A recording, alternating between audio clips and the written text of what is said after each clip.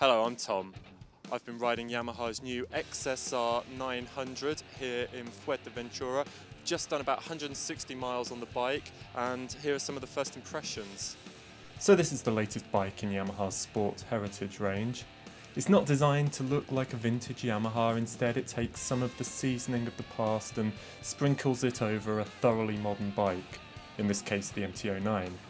Yamaha's calling it Neo Retro, which sounds about as horrible as that front radiator looks. But then if you want modern performance, you're going to need modern technology, so swings and roundabouts. And the XSR has plenty of modern technology. There's 3 engine maps with aggressive, standard and relaxed riding modes. A lot of people complained when the MT-09 first came out about a snatchy throttle. And the more relaxed riding mode on the XSR completely fixes this problem. In fact, it's probably about as smooth as a giant scooter. There's also traction control and ABS, which is always useful on a single track mountain road.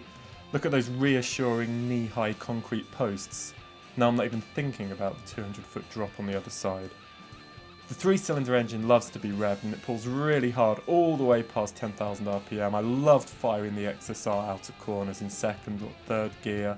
On the road, or on the track as well perhaps, you're going to surprise a lot of other bikes. I mean, the XSR looks so mild, like some chilled out timepiece from the 1970s.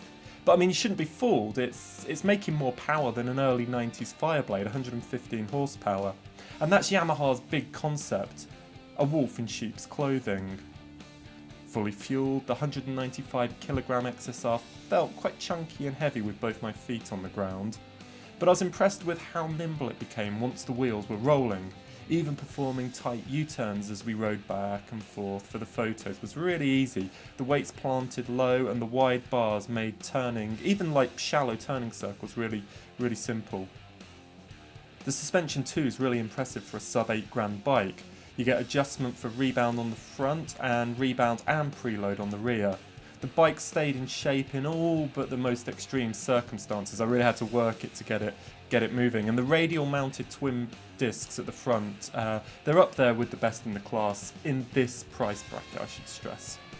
So the riding position is actually very similar to the MT-09. Anyone that's ridden that bike will feel familiar in the saddle straight away. It's actually the same grip position and the same footrest position as the MT-09.